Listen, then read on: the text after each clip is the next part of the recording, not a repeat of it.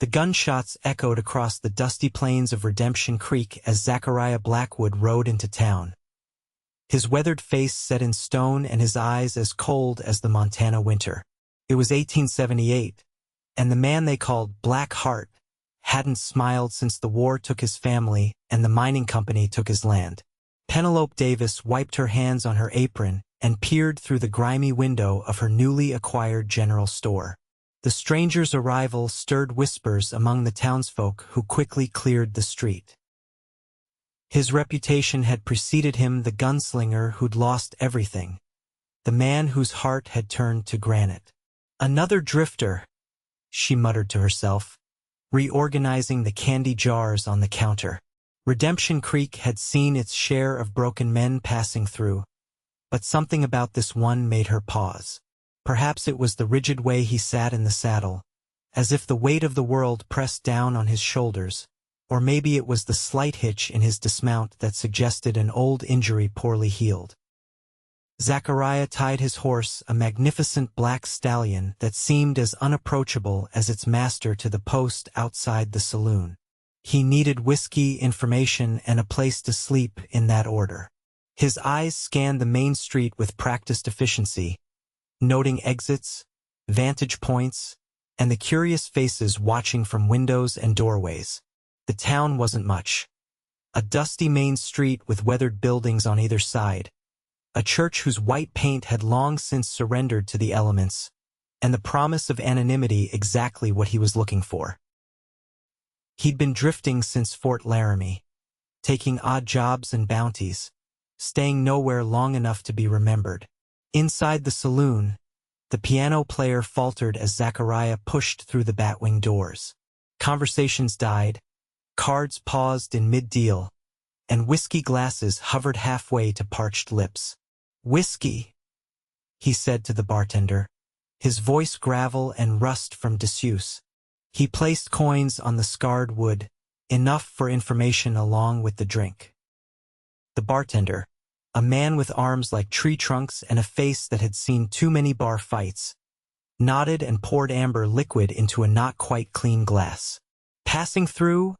he asked, his tone suggesting he hoped the answer was yes. "Looking for work," Zachariah replied, downing the whiskey in one swallow. It burned pleasantly, a sensation that reminded him he was still alive, despite his best efforts to forget. "Ranch hand. Anything that pays." He pushed the glass forward for a refill. The bartender refilled the glass, glancing nervously at the patrons who were pretending not to listen. "Old man Wilson's looking for someone to help with his cattle. Lost his son last winter to the fever." He leaned in closer. "But he's particular about who he hires. Don't much like men with reputations." Zachariah's eyes, the color of a stormy sky, flickered up to meet the bartender's. "What kind of reputation do I have here?" "Word travels. They say you're fast with a gun. Too fast for honest work." A humorless smile touched Zachariah's lips but didn't reach his eyes. "I'm just a man looking for honest pay." "Maybe," the bartender replied, unconvinced. "Wilson's place is 5 miles north. Can't miss it. Whether he'll have you is another matter." Zachariah nodded, finishing his second drink before turning to leave. He felt the stares following him out, heard the collective sigh of relief as the doors swung closed behind him. Outside, the afternoon sun beat down mercilessly. Zachariah untied his horse, intending to find the livery stable before visiting Wilson's ranch, when a commotion from the general store caught his attention. A woman, tall, auburn-haired, with a determined set to her jaw, was struggling with a man twice her size. He had her by the arm, his face red with anger or drink or both. "I told you, Frank. I won't extend more credit. You haven't paid what you owe from last month," she said, her voice steady despite the situation. "And I told you, woman, that's not how business works in Redemption Creek." The man Frank slurred, tightening his grip. Zachariah hesitated. Getting involved meant trouble, and trouble meant attention he couldn't afford. Yet something about the woman's defiance, her refusal to cower, stirred something he thought long dead. Before he realized what he was doing, Zachariah had crossed the street. "Let her go," he said quietly, but with unmistakable authority. Frank turned, his bloodshot eyes widening slightly at the sight of the stranger. "This ain't your concern, mister. I'm making it my concern." Zachariah's hand hovered near his holster, not threatening, but a reminder of its presence.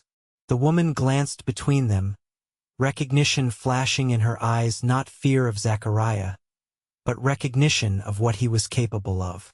"Frank," she said softly, "go home and sleep it off.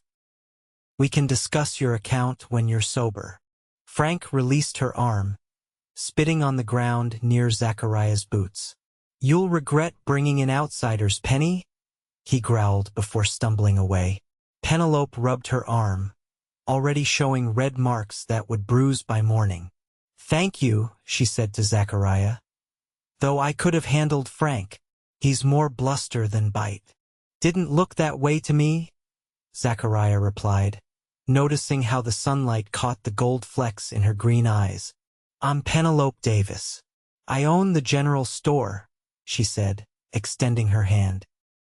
Zachariah hesitated before taking it, surprised by the strength in her grip. Zachariah Blackwood. Recognition flickered across her face. The gunslinger from Wyoming Territory? He stiffened. That was a lifetime ago.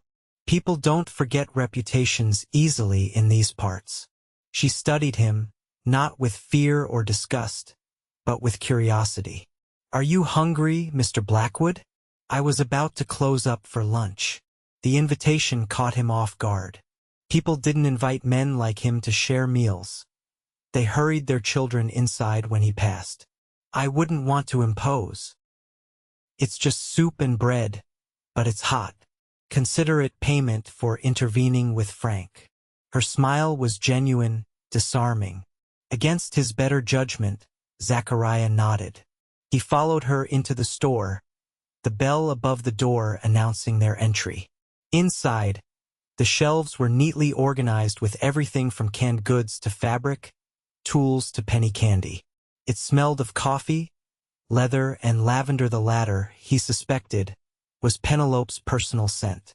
"Have a seat," she said, gesturing to a small table in the back, while she locked the front door and turned the sign to closed. She moved with efficient grace, ladling soup from a pot on the small stove in the corner. Zachariah removed his hat, suddenly conscious of the dust on his clothes and the days of stubble on his face. He hadn't sat down to a meal with another person in months, maybe years. "You're new to Redemption Creek," Penelope said, placing a steaming bowl before him along with a thick slice of bread. "Are you passing through or staying?" "Haven't decided." He dipped the bread into the soup beef with vegetables, rich and flavorful. "Depends on work." "What kind of work do you do?" "Besides intimidating drunk men, that is." There was a touch of humor in her voice, but no judgment. "Ranching, mostly. Spent some time as a scout for the army after the war." He omitted the bounty hunting and the gunfights, the parts of his past that had earned him his reputation. "Wilson's looking for help with his herd. Lost his boy last winter." She sat across from him, her own bowl steaming between her hands. "So I heard." Zachariah took another bite of bread. "Also heard he doesn't hire men with reputations." Penelope considered this. "Thomas Wilson is a good man, but cautious. He's protective of his daughter, Ruby. She's 16 and the apple of his eye." She leaned forward slightly. "If you'd like, I could put in a word for you. I supply his ranch, and he trusts my judgment." "Why would you do that?" "You don't know me. I know you stepped in when you didn't have to.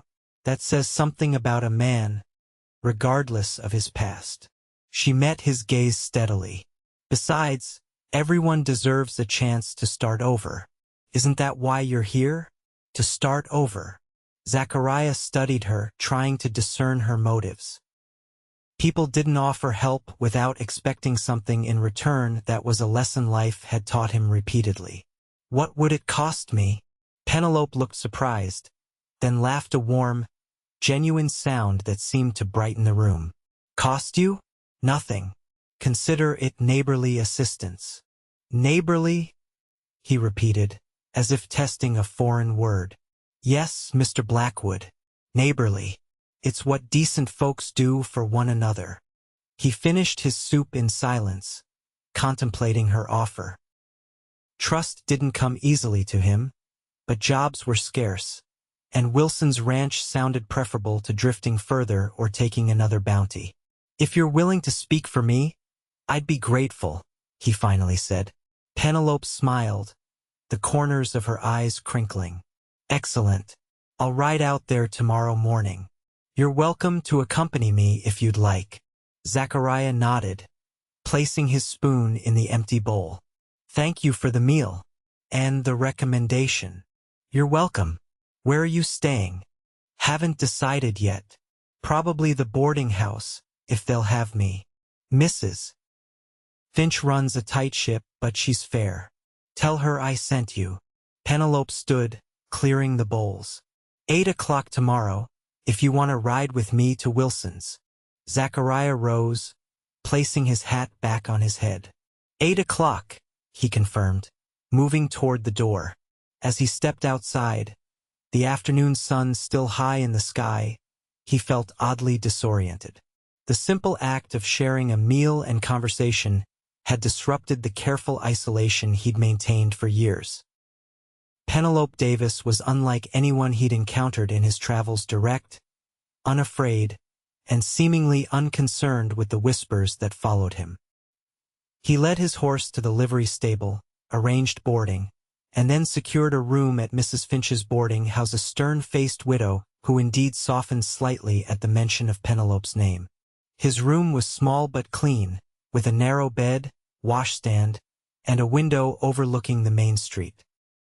Sitting on the edge of the bed, Zachariah removed his gun belt, examining the worn leather and the Colt revolver that had saved his life more times than he cared to remember. He had come to Redemption Creek seeking anonymity, a place to disappear while the ghosts of his past faded. Instead, he'd found Pennelope Davis with her warm soup and warmer smile, offering him something he hadn't expected a chance. Sleep came reluctantly that night, filled with dreams of gunfire and screams, of burning homesteads and empty promises. But for the first time in years, there was something else too, a pair of green eyes with gold flecks, looking at him not with fear, but with possibility. Morning arrived with pale light filtering through thin curtains. Zachariah rose, washed, and dressed with methodical precision.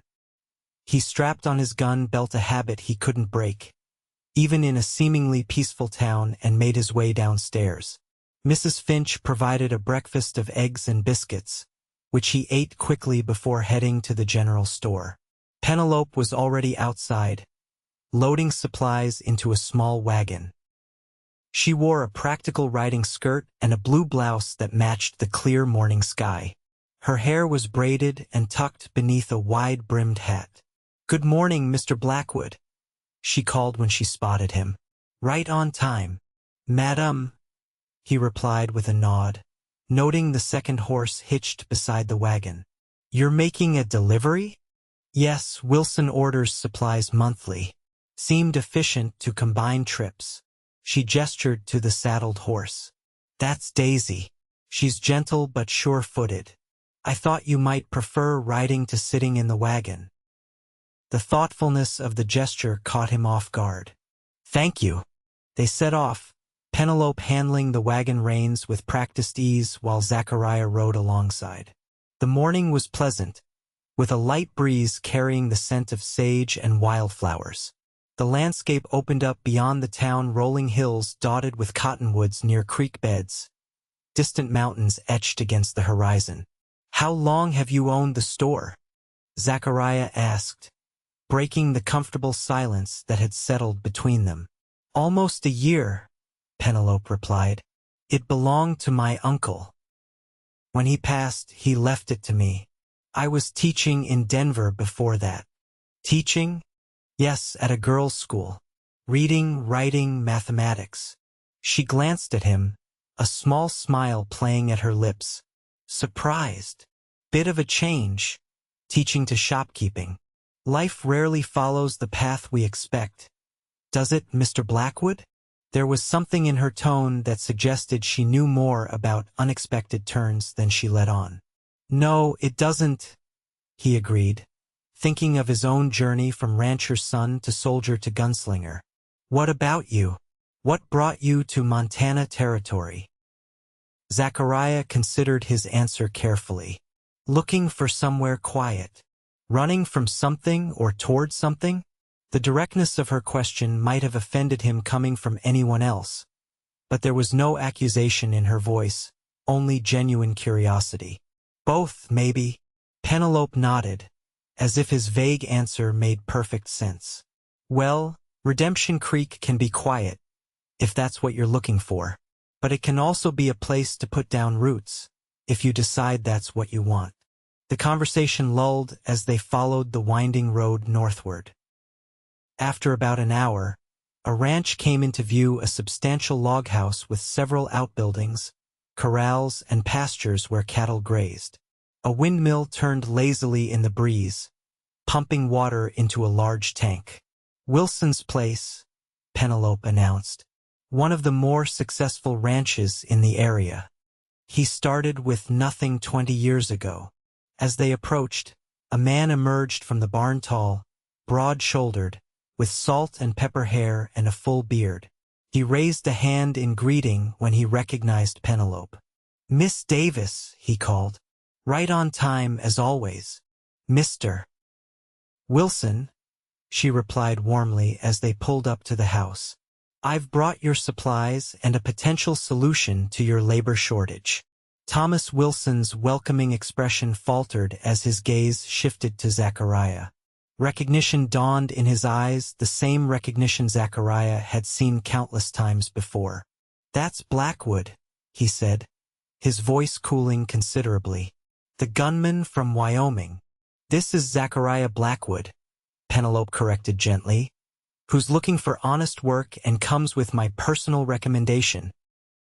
Wilson looked between them, clearly torn between his respect for Pennelope and his wariness of Zachariah. "Miss Davis, with all due respect, I've heard stories."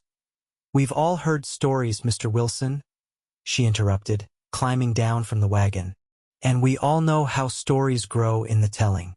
Mr. Blackwood helped me yesterday when Frank Miller was causing trouble, without being asked and without expecting anything in return." Zachariah dismounted, standing slightly apart, letting Pennelope make her case. He'd expected this reaction and was prepared to ride away if Wilson refused. "He's experienced with cattle, and you said yourself you're short-handed with the spring calving," Pennelope continued. "All I'm asking is that you give him a chance to prove himself." Wilson stroked his beard thoughtfully. "You vouch for him, then?" "I do." After a long moment, Wilson nodded. "All right, Miss Davis. On your word." He turned to Zachariah. "I need help with the herd and repairs to the north pasture fence. It's honest work for honest pay, $30 a month plus room and board." "That's fair," Zachariah said, extending his hand. "Thank you for the opportunity." Wilson shook his hand, his grip firm. "You can thank Miss Davis. Her good word carries weight here." He released Zachariah's hand and gestured toward the bunkhouse. "You'll sleep there with the other hands. Meals are in the main house. We start at dawn." "I'll get my things from town this afternoon," Zachariah said. Wilson nodded. "My daughter Ruby will show you around while Miss Davis and I unload her wagon." He glanced toward the house. "Ruby, come out here, please." A moment later, a young woman appeared on the porch, 16 or 17, with her father's dark hair and a shy smile. "Yes, Pa. This is Mr. Blackwood. He'll be working for us. Show him the property while I help Miss Davis with the supplies." Ruby nodded, descending the porch steps. Yes, sir. This way, Mr. Blackwood. As Zachariah followed Ruby toward the barn, he caught Penelope's eye. She gave him an encouraging smile, and for reasons he couldn't explain, he felt a weight lift from his shoulders. Perhaps Redemption Creek could be more than just another stop on an endless journey. The tour was brief but comprehensive. Ruby, initially shy, became animated when talking about the ranch and the horses in particular. She showed Zachariah the barn, the corrals, the bunkhouse where he'd sleep, and pointed out the boundaries of the property. "Pa says you're good with cattle," she said as they walked back toward the main house. "I grew up on a ranch in Texas," Zachariah replied. "Worked cattle most of my life. But you were in the war too, weren't you?" "Pa was too young, but my uncle fought. He didn't come back." "I was," Zachariah confirmed, uncomfortable with the direction of the conversation. "A lot of good men didn't come back." Ruby seemed to sense his discomfort and changed the subject. "Miss Davis is nice, isn't she? She teaches me sometimes books and arithmetic. Pa says education is important, even for girls." "Your father sounds like a wise man." "He is," Ruby said with obvious affection. "He works hard to give me a good life. That's why he's so careful about who he hires." Zachariah understood the implicit message Wilson had taken a chance on him, and Ruby was making it clear how much was at stake. "I respect that. I won't let him down." By the time they returned to the house, Penelope had finished unloading the supplies and was preparing to leave. "Everything to your satisfaction, Mr. Wilson?" she asked, accepting the payment he handed her. "As always, Miss Davis. Thank you for the delivery and for bringing Mr. Blackwood." Wilson glanced at Zachariah. "We'll see how things work out." "They will," Penelope said with confidence. She turned to Zachariah. "Will you ride back with me? You can collect your things from town." The ride back to Redemption Creek was quieter than the journey out. Zachariah found himself watching Penelope the way she handled the wagon with confidence, how she occasionally hummed softly to herself, the sun catching the auburn highlights in her hair. "Thank you," he said finally, breaking the silence, "for speaking for me. Not many would." Penelope glanced at him, her expression thoughtful. "Everyone deserves a chance, Mr. Blackwood, even men who believe they're beyond redemption." "What makes you think that's what I believe?" "Experience," she said simply. "I've known men like you before carrying so much weight from the past that they can't see a future." Her insight was uncomfortably accurate. "And what about you, Miss Davis?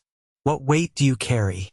A shadow crossed her face, so brief he almost missed it. "We all have our burdens, Mr. Blackwood. The question is whether we let them define us." They reached town by mid-afternoon. Zachariah collected his meager possessions from the boarding house and settled his bill with Mrs. Finch. When he returned to the general store where Penelope was waiting, she handed him a small package wrapped in brown paper. "What's this?" "Coffee, tobacco, and some salve for that shoulder that's bothering you." He blinked in surprise. He hadn't mentioned his old war injury, though it had been aching with the change in weather. "I didn't order these. Consider it a welcome gift," she said. "The nights get cold up at Wilson's, even in spring." Zachariah stared at the package, then at Penelope. It had been so long since anyone had shown him simple kindness that he hardly knew how to respond. "I can pay." "It's a gift, Mr. Blackwood," she interrupted gently. "That's all." He nodded, tucking the package into his saddlebag. "Thank you." "You're welcome. Good luck at Wilson's." She paused, then added, "The store's open until 6 most days, closed Sundays. If you need anything or just want some company besides Cowboys, you know where to find me." With that, she turned and went back inside, the bell above the door jingling softly. Zachariah mounted his horse, the weight of the package in his saddlebag feeling disproportionately significant.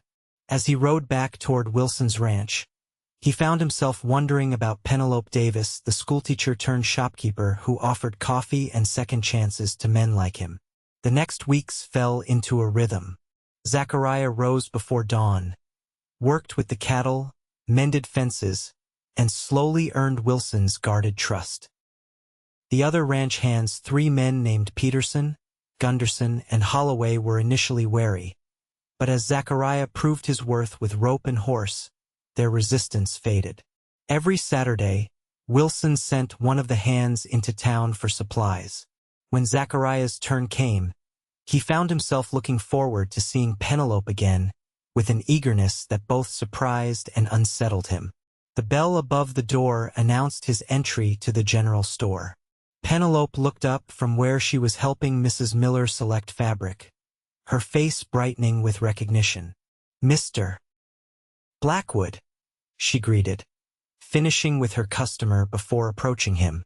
"How are things at Wilson's?" "Good," he replied, handing her the list Wilson had prepared. "The calving's nearly done.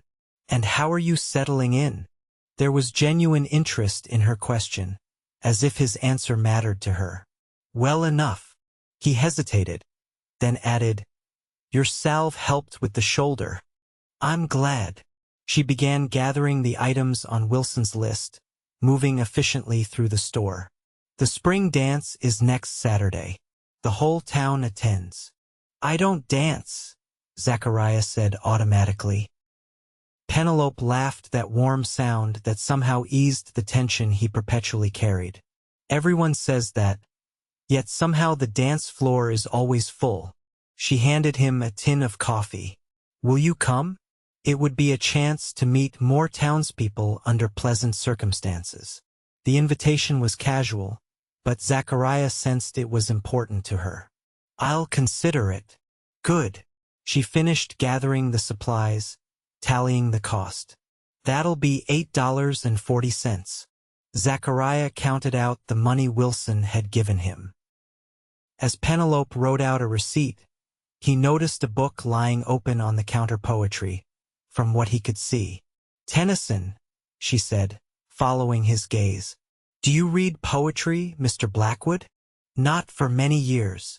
Though much is taken, much abides," she quoted softly. "And though we are not now that strength which in old days moved earth and heaven, that which we are, we are." The words stirred something in him, a recognition, perhaps, of truth. Sounds like he knew something about living with the past. "I think he did." She handed him the receipt. "Would you like to borrow it?" "The book, I mean." Again, her offer of kindness caught him off guard. "I wouldn't want to deprive you of your reading. I know it by heart," she admitted with a small smile.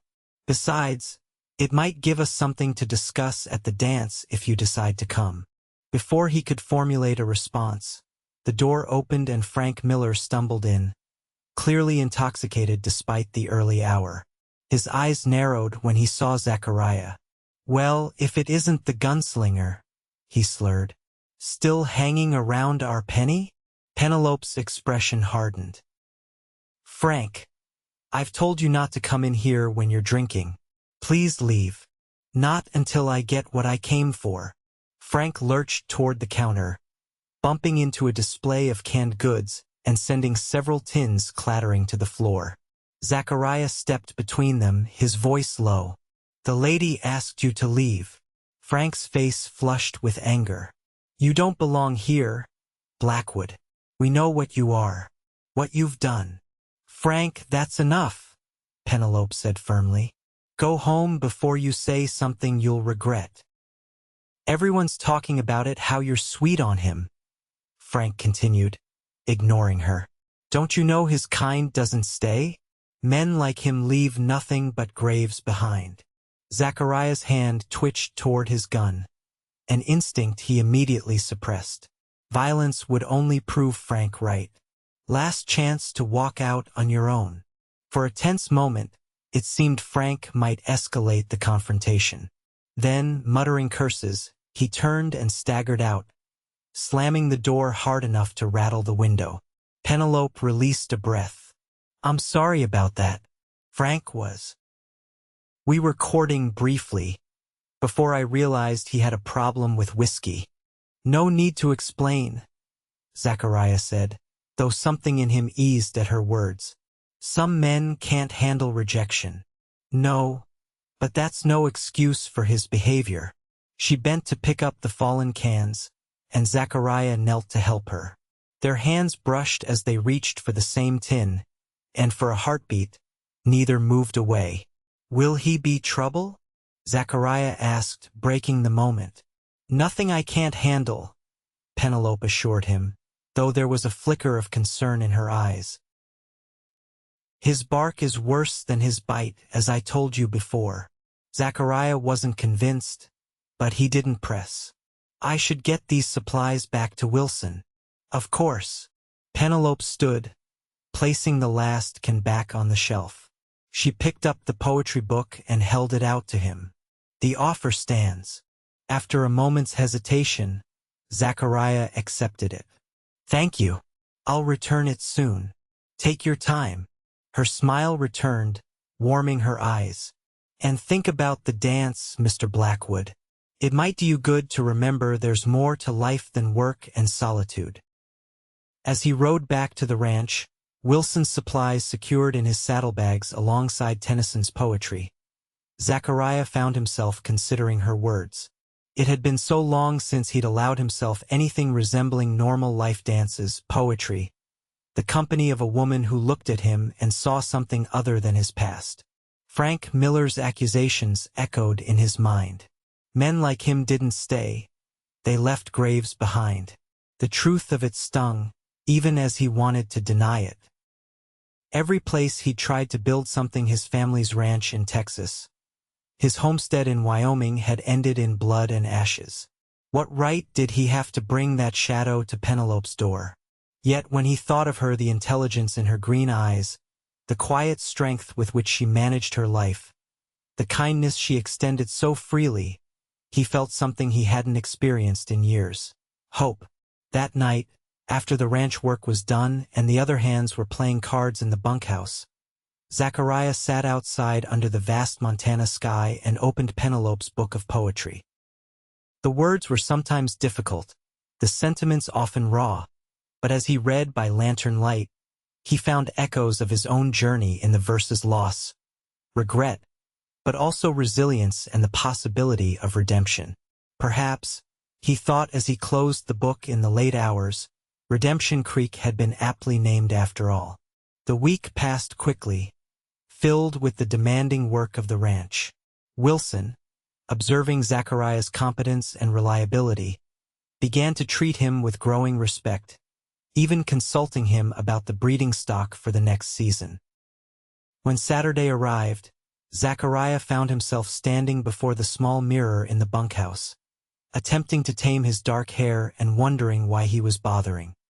He'd decided to attend the dance not because he wanted to dance, but because Penelope had asked him to, and he found he couldn't refuse her. "Going to the shindig, Blackwood?" Peterson asked, adjusting his own collar. At 35, Peterson was the oldest of the hands and the most accepting of Zachariah. "Thought I might stop by." Peterson grinned knowingly. "Wouldn't have anything to do with a certain shopkeeper, would it?" Zachariah gave him a look that would have silenced most men, but Peterson just laughed. "No shame in it. Miss Davis is a fine woman, educated, independent, and easy on the eyes to boot. Half the men in the county have tried courting her." "I'm not courting her," Zachariah said firmly, though the thought had crossed his mind more than once in recent days. "Maybe you should be," Peterson replied, suddenly serious. "Life's too short to deny yourself happiness, Blackwood, even for men with pasts like yours." Before Zachariah could respond, Wilson appeared at the bunkhouse door. "You men ready?" "Ruby's been pestering me about this dance all week." They rode into town together, Wilson, Ruby, and the ranch hands. The town hall, normally used for meetings and church socials, had been transformed with lanterns and spring wildflowers. A small band was setting up on a makeshift stage, and tables laden with food lined one wall. Zachariah hung back as they entered, scanning the room out of habit. Many of the townspeople he recognized from his visits to the general store. Others were strangers. Some glanced his way with curiosity or wariness, but most were too engaged in conversation to notice his arrival. Then he saw her. Pennelope stood near the refreshment table, wearing a dress of deep blue that made her auburn hair seem to glow in the lamplight. She was laughing at something the doctor's wife was saying, her face animated and open. As if sensing his presence, she looked up, her eyes finding his across the room. A smile bloomed on her face, and she excused herself from her conversation to make her way toward him. "Mr. Blackwood," she said as she approached. "You came." "I said I'd consider it," he replied, suddenly aware of how out of place he felt in his clean but worn clothes. "And I'm glad you did." She glanced at his hand, noting the absence of the book. "Did you finish Tennyson?" "Most of it. It's thought-provoking." "That's one way to describe it," she agreed. "Which poem spoke to you most?" The question was unexpected but sincere. Zachariah thought for a moment. "The one about the eagle. He clasps the crag with crooked hands," she quoted. "Close to the sun in lonely lands. That's the one." "Interesting choice. Why that poem?" Before he could answer, the band struck up a lively tune, and couples began to move to the center of the room. "Dance with me, Mr. Blackwood?" Pennelope asked, her eyes reflecting the lantern light. "I told you I don't dance. And I told you everyone says that." She held out her hand. "Just one. Then you can return to the safety of the wall and your eagle's perspective." The reference to their conversation made him smile despite himself. After a moment's hesitation, he took her hand. "One dance." Pennelope led him to the floor, where she placed his hand at her waist and took his other in hers. "It's just walking with rhythm," she assured him as they began to move. Zachariah was stiff at first, hyper-aware of the eyes watching them, but as they continued, he found himself focusing solely on Pennelope, the warmth of her hand in his, the subtle scent of lavender that he'd come to associate with her, the way she looked up at him without fear or judgment. "You're not as terrible as you suggested," she teased lightly. "Don't sound so surprised." She laughed, the sound melding with the music. "I'm learning that there's more to you than your reputation suggests, Mr. Blackwood." "Zachariah," he said suddenly, "if we're dancing, you might as well use my name." "Zachariah," she repeated, as if testing the feel of it. "Then you must call me Pennelope or Penny, if you prefer. Most people do." "Pennelope," he said, preferring the full melody of her name. The music shifted to a slower tempo, and without discussion, they adjusted their steps. Zachariah found himself drawing her slightly closer, the movement as natural as breathing. "The eagle," he said, returning to her earlier question. "I understand him, watching from a distance, separated from the world below. But even eagles must come down from their crags sometimes," she replied softly. "For what purpose?" "To live, Zachariah. To truly live, not just survive." The simple truth of her words struck him deeply. How long had he been merely surviving, moving from place to place, never allowing himself to form connections or put down roots? "Some men aren't meant for that kind of life," he said, though the words felt hollow even to his own ears. "I don't believe that," Pennelope said with quiet conviction. "Every man is capable of change, of growth. Even men who think their hearts have turned to stone." The dance ended, but they remained standing close, her hands still in his. Around them, couples were preparing for the next dance, but neither moved away. "Penny!" Frank Miller's voice cut through the moment like a knife. He stood swaying at the edge of the dance floor, his face flushed with drink and anger. So it's true. You and the gunslinger. Pennelope tensed beside him. Frank, this isn't the place. Where is the place, then? Frank demanded, his voice rising. You turned me away for him? A killer with blood on his hands. Conversations around them died as people turned to watch the confrontation. Zachariah felt the familiar weight of judgment settling on his shoulders. Frank, you're drunk, Pennelope said firmly. Go home before you embarrass yourself further. Not until he admits what he is. Frank spat, lurching forward to jab a finger at Zachariah's chest. Tell her how many men you've killed. Tell her about Wyoming, about the McDermott brothers. Zachariah remained still, though every instinct screamed at him to either fight or flee. This isn't about me, he said evenly. It's about you not accepting that the lady isn't interested. The lady, Frank mimicked with a sneer. She doesn't know what you are, what you've done. I know enough, Pennelope interjected, stepping between them. I know that Zachariah has shown me nothing but respect, while you're making a spectacle of yourself at a community gathering. Now leave, Frank, before I ask Sheriff Bennett to escort you out.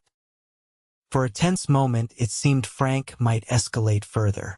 Then, with a final venomous glare at Zachariah, he turned and stumbled toward the exit, shoving past curious onlookers. The damage was done, however. Whispers rippled through the room, and Zachariah could feel the weight of stares, some curious, others accusing. The peaceful evening was shattered, replaced by the all-too-familiar sensation of being an outsider, a threat. I should go, he said quietly to Pennelope. Don't, she replied, placing a hand on his arm. If you leave now, you let him win. You let the rumors win. The rumors are true, Zachariah admitted, his voice low enough that only she could hear. I've killed men, more than I care to count. In war, in self-defense. She didn't release his arm, her gaze steady on his face. Both, and as a bounty hunter after the war. Men with prices on their heads. Legal work, then. Legal doesn't always mean right. Pennelope considered this. The man standing before me now, the one who works honestly for Thomas Wilson, who reads Tennyson, who stepped in to help me without being asked, that's who matters to me. Not who you were, but who you are choosing to be. Her faith in him was humbling, almost painful in its intensity. Zachariah wanted to be worthy of it, even as he doubted his ability to be the man she saw in him. One more dance? She asked, as the band, having recovered from the interruption, began a new tune. He should refuse, should walk away before he brought more trouble to her door. Instead, he found himself nodding, taking her hand once more as they moved back onto the dance floor. This time, the stares of the townspeople felt more pronounced, but as they danced, Zachariah found himself caring less. With Pennelope in his arms, her trust a tangible thing between them, the opinions of others seemed to recede in importance. When the dance ended, Pennelope introduced him to several of her friends, the doctor and his wife, the blacksmith, the schoolteacher who had replaced her in Denver. Some were reserved, clearly uncertain about his presence, but others were welcoming, taking their cues from Pennelope's obvious acceptance of him. As the evening progressed, Zachariah found himself relaxing incrementally. He declined to dance again, but stood with Pennelope near the refreshment table, engaging in conversation with those who approached.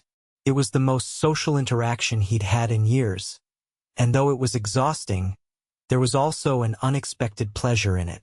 When it came time to leave, Wilson gathering Ruby and the hands for the ride back to the ranch, Zachariah found himself reluctant to go.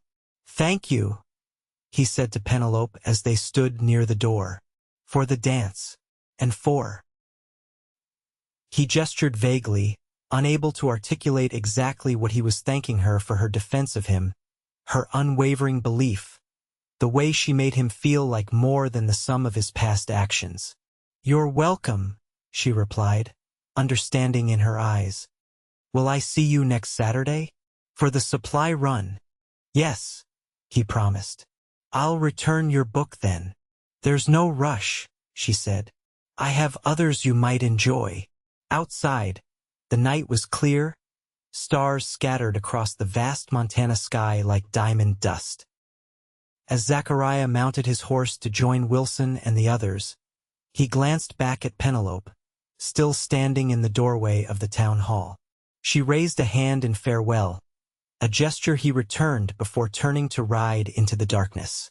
That night, lying in his bunk at Wilson's ranch, Zachariah found himself thinking not of the confrontation with Frank, but of the feel of Pennelope in his arms as they danced, the conviction in her voice when she defended him, the way her eyes seemed to see past his carefully constructed defenses to the man he might yet become. For the first time in years, he fell asleep not to memories of gunfire and loss, but to the echo of a woman's laughter and the hope of a future he hadn't dared to imagine.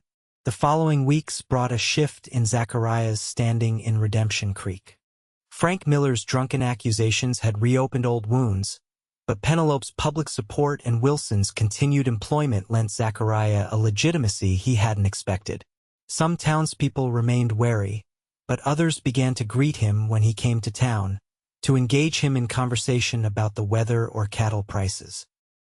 Each Saturday, Zachariah made the supply run to town, timing his arrival to coincide with the quieter hours at the general store. Pennelope would set aside whatever she was doing to help him gather Wilson's supplies, their conversation flowing more easily with each visit. She introduced him to more poetry: Whitman, Dickinson, Burns, and to novels that made him think about the world beyond his experience. "You have quite the library," he remarked one afternoon as she handed him a copy of Moby Dick. "Books were my companions growing up," she explained. "My father was a professor before he took up ranching. He believed education was the greatest gift he could give me." "Is he still alive?" "Your father?" A shadow crossed her face. "No, he died 5 years ago. Influenza." "I'm sorry." "Thank you." She straightened a display of canned peaches. "What about your family?" Zachariah tensed, as he always did when his past came up. "Lost them in the war. Confederate raiders burned our ranch when I was away fighting." Penelope's hand covered his where it rested on the counter. "I'm sorry, Zachariah." The simple touch, the genuine sympathy in her voice, broke something loose inside him. "My mother, father, and sister," he said, the words coming with difficulty. "I came home to ashes and 3 graves." "Is that when you became a bounty hunter?" He nodded. "Thought if I caught enough criminals, brought enough men to justice, it might balance the scales somehow." A bitter laugh escaped him. "Foolish notion." "Not foolish," she said gently. "Human. We all seek meaning in loss, a way to make sense of senseless things." "Did you find meaning?" Penelope was quiet for a moment. "Not meaning exactly, but purpose. Teaching gave me that for a while. Now the store does being part of this community, helping where I can." Zachariah studied her face, struck by the strength there, the resilience that had allowed her to build a life despite loss. "You're remarkable," he said, the words escaping before he could censor them. A blush colored her cheeks. "Hardly. Just stubborn, according to my father. Stubborn enough to befriend a man most people cross the street to avoid." "Their loss," she said simply. Then, changing the subject, "There's a picnic next Sunday after church. The whole town will be there. Will you come?" The invitation was casual, but Zachariah sensed it was important to her. "I don't attend church." "The picnic is separate," she assured him. "By the creek, starting around noon. Good food, music. Some of the men organize horseshoe tournaments." Zachariah hesitated. The dance had gone better than expected, despite Frank's interruption, but a picnic meant hours of social interaction in broad daylight. "I'll think about it. That's all I ask."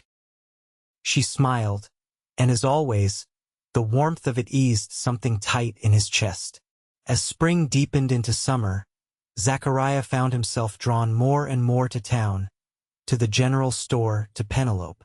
Their conversations ranged from literature to ranching, from her childhood in Chicago to his in Texas. She never pressed when he fell silent about certain parts of his past, but her quiet acceptance made it easier, over time, to share pieces of himself he'd long kept hidden. The Sunday of the picnic arrived bright and clear. Zachariah declined Wilson's invitation to attend church but promised to meet them at the creek afterward. He spent the morning completing his chores, then bathed in the cold water of the stream that ran behind the bunkhouse and put on his cleanest shirt. When he arrived at the picnic grounds, families were spreading blankets on the grass, while men set up tables for food. Children ran playing between the trees, and the blacksmith was organizing the horseshoe pit. Zachariah paused at the edge of the gathering, momentarily overwhelmed by the normality of it all, a normality he hadn't been part of in over a decade. "You came." Penelope's voice beside him made him turn. She wore a yellow dress that caught the sunlight, her hair loose around her shoulders. "I'm glad. Said I would," he replied, suddenly conscious of his plain attire and weathered hat. "Come meet some people," she said, taking his arm with a naturalness that still surprised him. "Mrs. Patterson makes the best fried chicken in 3 counties, and she's been asking about you." The afternoon passed in a blur of introductions, conversations, and, to Zachariah's surprise, laughter. Penelope stayed beside him, easing his way into the community, her presence a bridge between his solitary past and this unfamiliar social world. He even found himself drawn into the horseshoe tournament, partnering with Peterson against Wilson and the blacksmith. They lost, but the good-natured competition was refreshingly free of the tension that had marked his previous encounters with the townspeople. As the sun began to set, casting long shadows across the creek, Penelope suggested a walk. They followed the water's edge, moving away from the picnic until the sounds of conversation and music faded. "Thank you for coming today," she said as they paused near a large cottonwood. "I know it wasn't easy for you." "It was pleasant," Zachariah admitted, surprising himself with the truth of it. "Your friends are kind. They're beginning to see what I see," she replied, looking up at him. "The real Zachariah Blackwood, not the legend." "And what do you see?" he asked, suddenly needing to know. Penelope considered him, her gaze thoughtful. "I see a man who has carried more than his share of pain, who believes he deserves to be alone because of choices made in grief and anger. I see someone who is careful with his words because he knows their power, who is gentle despite his strength." She paused, then added softly, "I see a good man, Zachariah, a man worth knowing, worth caring for." Her words undid him. In the golden light of sunset, with the sound of the creek murmuring beside them, Zachariah gave in to the feeling that had been growing in him for weeks. Slowly, giving her every chance to pull away, he leaned down and pressed his lips to hers. The kiss was gentle, questioning, a test of boundaries he wasn't sure he had the right to cross. But Penelope responded immediately, her hands coming up to rest against his chest, as she returned the kiss with a warmth that made his heart stutter.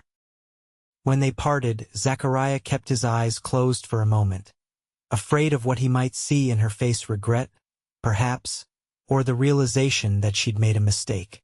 But when he looked at her, there was only a soft smile and a tender expression that made his breath catch. "I've been wanting to do that for weeks," she confessed. "Why didn't you?" "I wasn't sure you were ready. You keep yourself so carefully guarded."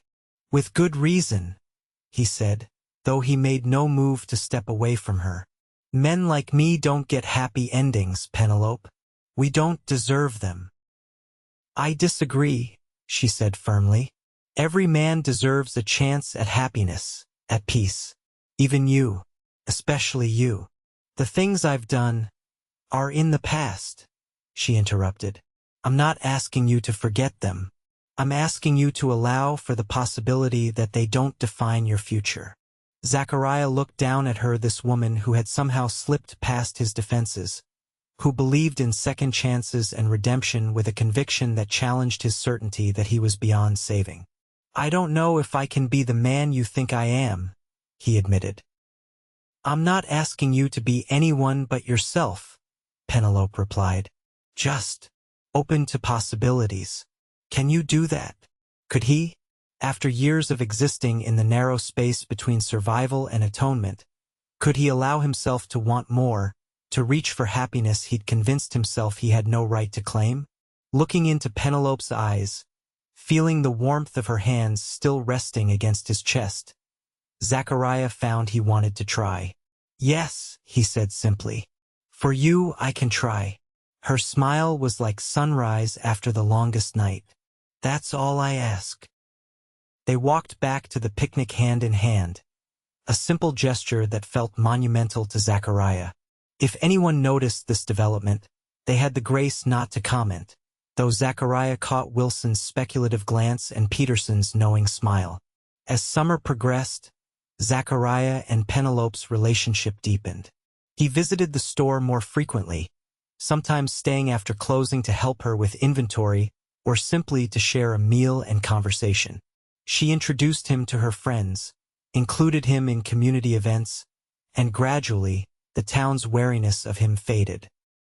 One evening in late July, as they sat on the porch behind the general store watching fireflies rise from the grass, Zachariah found himself telling Penelope about Wyoming, about the McDermott brothers Frank had mentioned at the dance, the bounty that had gone wrong, the innocent man who had died in the crossfire. It was my bullet, he said, his voice hollow with the memory. I was aiming for Jacob McDermott, but his hostage broke free at the wrong moment. I've relived that second 1,000 times, wishing I'd held my fire, wishing I'd been faster, more accurate. Penelope's hand found his in the darkness. It was an accident, Zachariah. A terrible accident, but not murder. Tell that to his widow. His children. He shook his head. After that, I couldn't do it anymore. Couldn't justify the risk, the cost. So I drifted, taking work where I could find it, never staying long enough to form connections. Until now, she said softly. Until now, he agreed, tightening his grip on her hand. Until you. The confession hung between them, a truth neither had fully articulated until this moment. Penelope leaned her head against his shoulder, a gesture of comfort and acceptance that meant more to him than words. What are you afraid of, Zachariah? She asked after a long silence. When you think about staying here, about us, what scares you most? He considered the question, determined to give her honesty.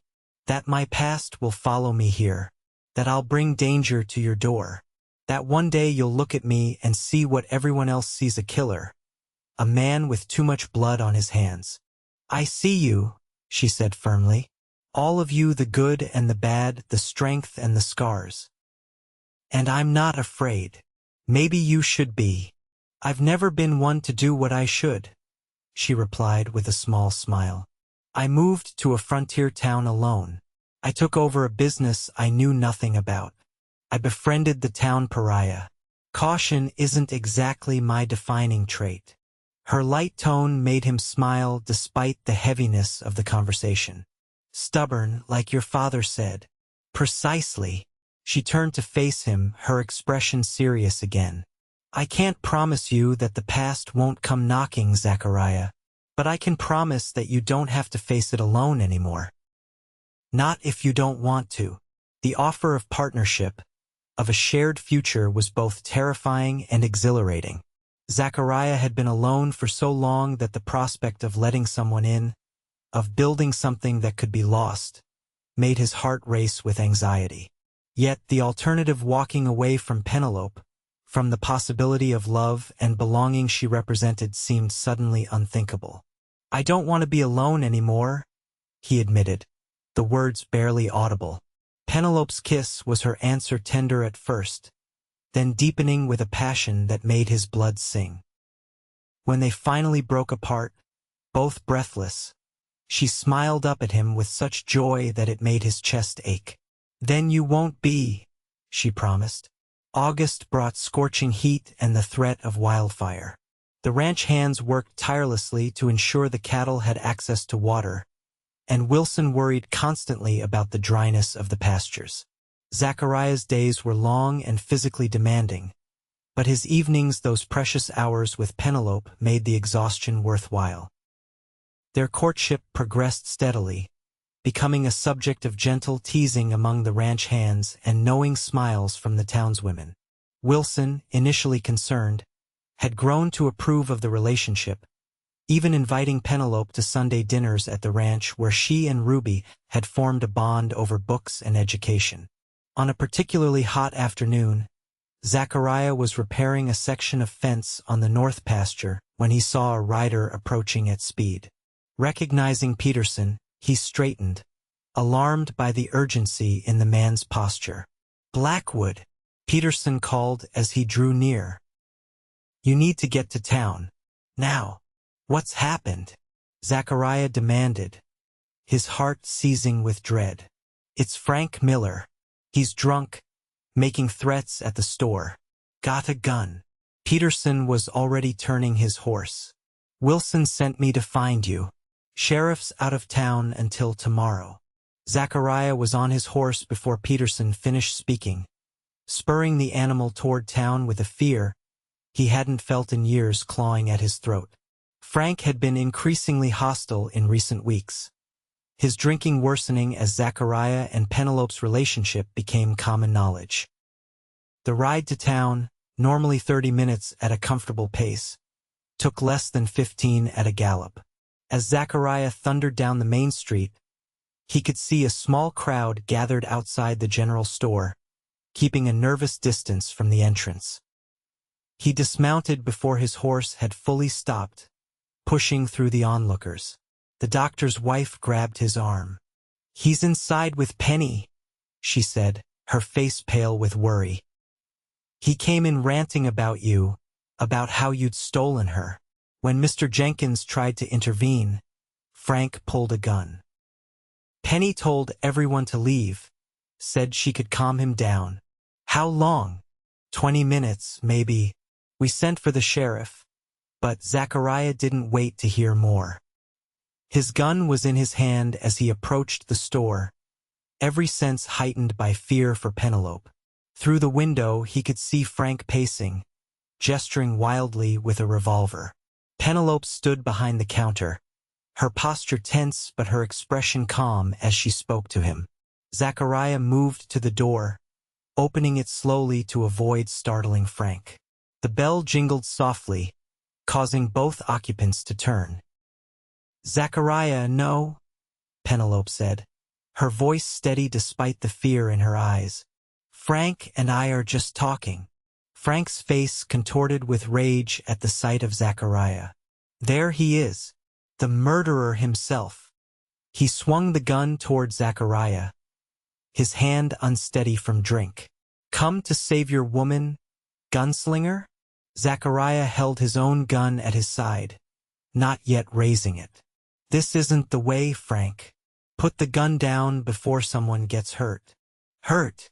Frank laughed bitterly. "You've already hurt this town, hurt Penny. Bringing your violence here, your past."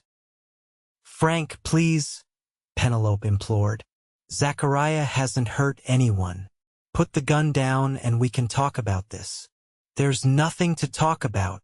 Frank's voice rose to a shout. "He doesn't belong here. Men like him bring death wherever they go." The accusation echoed Zachariah's own fears so closely that it momentarily stunned him. Was Frank right?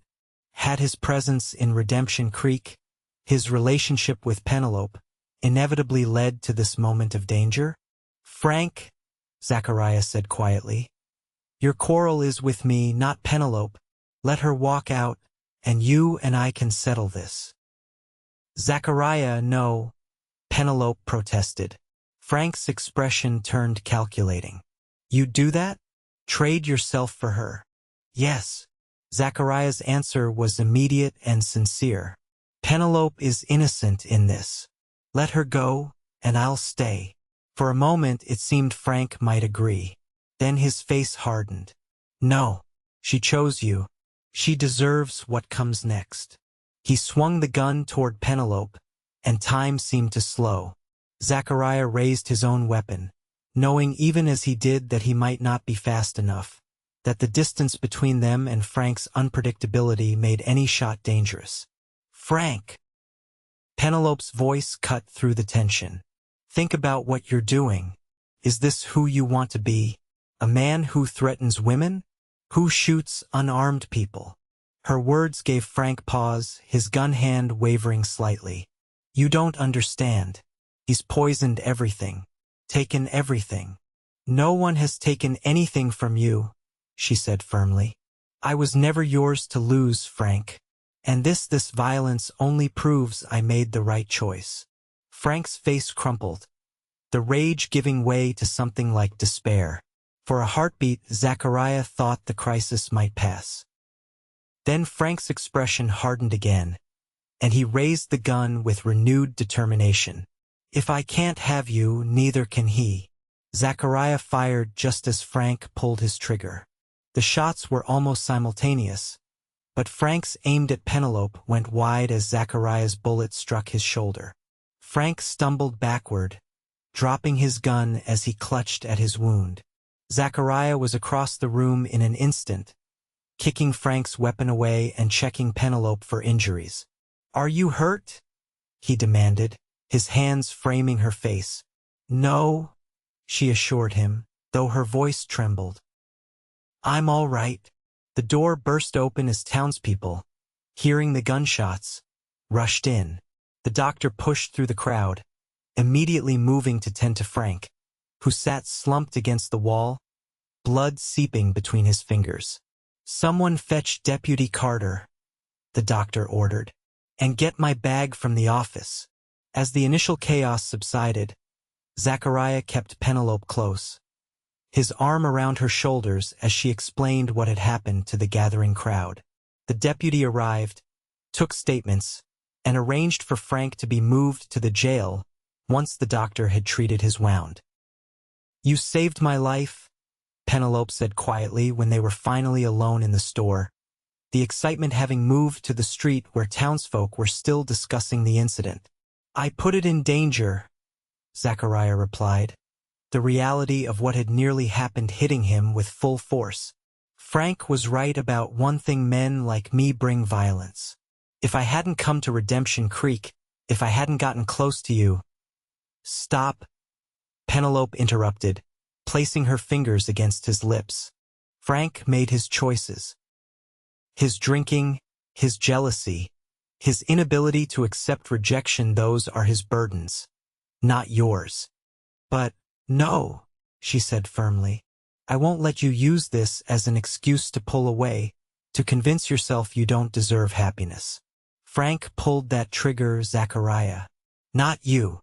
The conviction in her voice, the unwavering belief in her eyes, challenged the guilt that threatened to overwhelm him. Zachariah pulled her close, burying his face in her hair, inhaling the lavender scent that had become as essential as air. "I thought I was going to lose you," he whispered, his voice rough with emotion, "when he aimed that gun at you." "But you didn't," she reminded him, her arms tightening around his waist. "You were here. You protected me. That's what matters."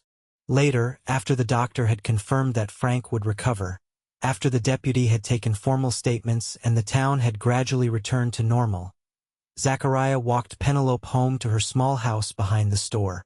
Neither wanted to be alone after the day's events, so he stayed, sitting with her on the porch swing as night fell.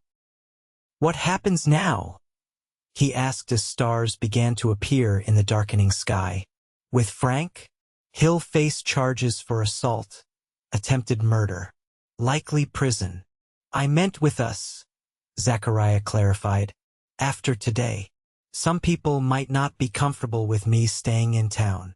Pennelope turned to face him, her expression serious in the fading light. Do you want to stay? The question was simple, but the answer would change everything.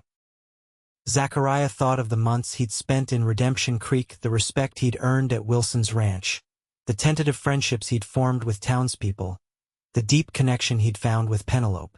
For the first time in years, he had begun to feel like he belonged somewhere, like he might have a future beyond wandering and regret. Yes, he said finally. If you want me to. I want you to stay because you want to stay, she replied. Not for me, but for yourself. Because you believe you deserve a home, a community, a life beyond your past. Zachariah considered her words carefully. Did he believe that? After years of punishment and penance, could he accept the possibility of redemption, of happiness? Looking at Pennelope, her strength, her compassion, her unfailing belief in second chances, he found his answer. I want to stay, he said. Build something here. With you, if you'll have me. The smile that bloomed on her face was worth every moment of doubt, every struggle against his demons. I'll have you, Zachariah Blackwood, today and all the days to come. Their kiss sealed the promise, a commitment to a future neither had dared to imagine before finding each other. The following weeks brought change to Redemption Creek. Frank Miller was transported to Helena for trial, where he would eventually be sentenced to 5 years in the territorial prison.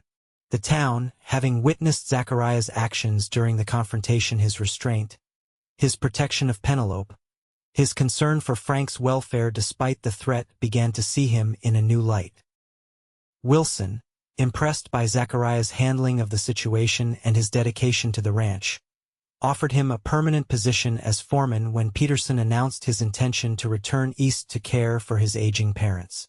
The promotion came with increased responsibility and pay, and a small cabin on the property that had once belonged to Wilson's son. You've earned it, Wilson told him when Zachariah expressed surprise at the offer. You're a good worker, fair with the men, and no cattle better than anyone I've met since my boy passed. The fact that you make my daughter's favorite shopkeeper smile is just an added benefit. Zachariah accepted the position with gratitude and a sense of purpose he hadn't felt in years. The cabin, though modest, represented something he'd long since abandoned, hope for a home of his own. As autumn painted the Montana landscape in golds and reds, Zachariah spent his free days repairing and improving the cabin. Pennelope helped, bringing curtains she'd sewn for the windows and books to fill the small shelf he'd built beside the fireplace. On a crisp October evening, as they sat on the cabin's porch watching the sunset paint the distant mountains, Zachariah took Penelope's hand in his. I've been thinking, he began, uncharacteristically nervous, about the future, our future. Penelope turned to him, her eyes reflecting the golden light. What about it? Zachariah reached into his pocket, withdrawing a small box he'd carried for weeks, waiting for the right moment. I can't offer you much, he said, opening the box to reveal a simple gold band with a small pearl. Just this cabin, my name which isn't without its shadows, and the promise that I'll spend every day trying to be worthy of your faith in me. Penelope's eyes widened, filling with tears as she realized what he was asking. Pennelope Davis? Zachariah continued, his voice steady despite the pounding of his heart. Will you marry me? Be my wife, my partner, my home? Yes, she whispered, then louder. Yes, Zachariah, yes. As he slipped the ring onto her finger, his hands trembling slightly, Zachariah felt the last of his walls crumble. This woman, with her books and her stubbornness and her unfailing belief in second chances, had taught him that even the most broken heart could heal, that the past didn't have to define the future, that love could grow in the most unlikely soil. They were married in November, a small ceremony in the church Zachariah had avoided for so long. Wilson gave Pennelope away, Ruby served as her maid of honor, and Peterson returned from his journey east to stand as Zachariah's best man. The town turned out in force, their presence a testament to how fully Redemption Creek had accepted the man once known only for his deadly reputation. As winter settled over Montana, bringing snow and long evenings by the fire, Zachariah and Pennelope built their life together. She maintained the store, expanding its inventory and starting a small lending library in the back room. He managed Wilson's ranch with skill and dedication, earning the respect of the hands and the neighboring ranchers alike.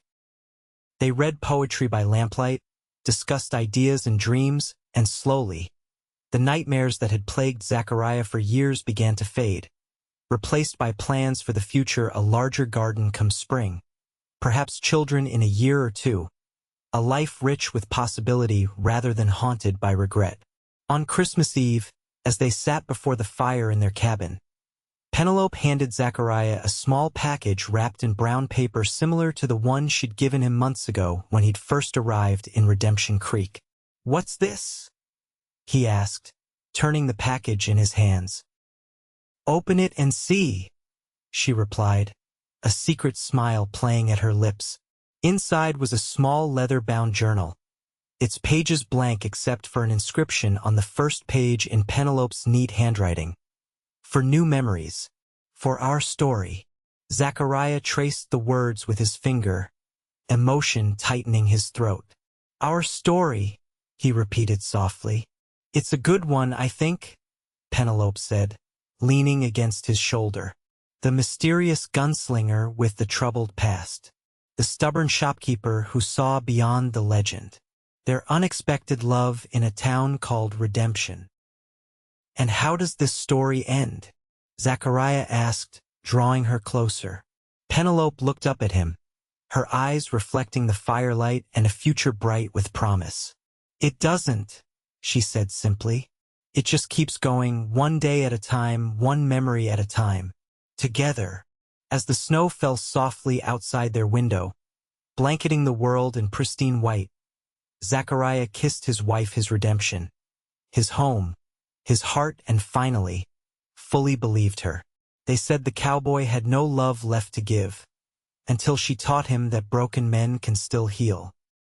In Pennelope's arms, in the life they were building together, Zachariah Blackwood had found not just healing, but transformation from a man defined by his past to one embracing his future, from a solitary rider to a husband and rancher with roots and purpose, from broken to whole.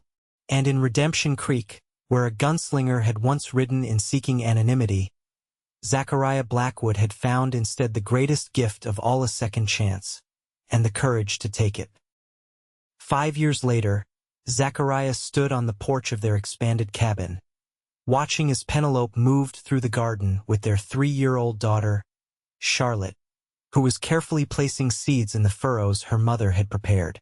Their 1-year-old son, Thomas, named after Wilson, who had passed peacefully in his sleep the previous winter, napped inside, his small chest rising and falling in the peaceful rhythm of innocent dreams.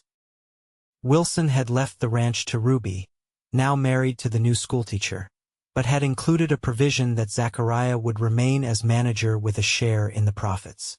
The arrangement had worked well, allowing Zachariah and Pennelope to build a life more abundant than either had imagined possible when they first met.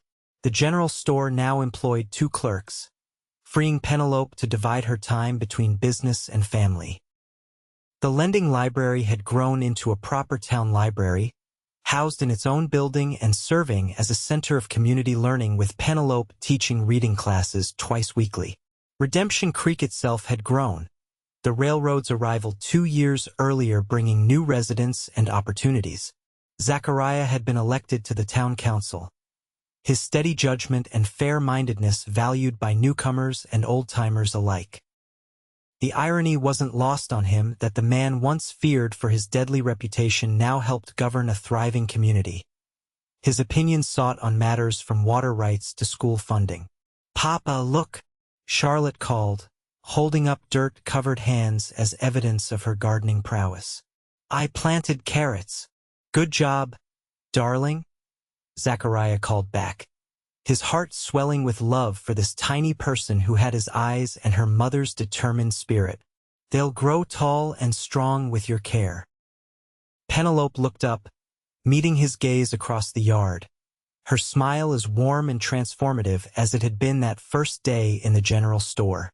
In that smile was everything their shared past, their joyful present, their hopeful future. In that smile was home. As the sun began its descent toward the distant mountains, painting the sky in shades of gold and pink, Zachariah reflected on the journey that had brought him here from a lone rider with a heart he'd thought beyond repair to a husband, father, and respected member of a community. It wasn't the life he'd planned, but it was the one he'd needed, the one that had saved him from himself. Later, after the children were asleep and the house was quiet save for the crackling of the fire, Zachariah and Penelope sat together on the porch swing, a blanket draped across their laps against the evening chill. Her head rested on his shoulder, his arm around her waist, the comfortable silence of long married lovers enveloping them. "Any regrets?" Penelope asked softly, a question she posed occasionally, not from doubt but from a desire to ensure his contentment. Zachariah considered the question, as he always did, before answering. "Only that I almost rode past Redemption Creek that day, that I almost missed finding you." Penelope smiled, pressing closer to his side. "I like to think we would have found each other somehow, that some stories are meant to be told."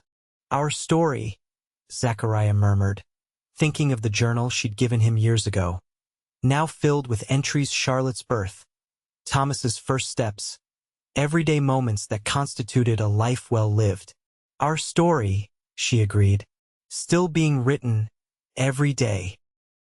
As night settled fully over their home, stars emerging like diamonds scattered across black velvet, Zachariah Blackwood, once known as Black Heart, now known as husband, father, friend, held his wife close and gave thanks for second chances, for stubborn shopkeepers who believed in redemption, and for the healing power of love that had transformed a broken man into one made whole again.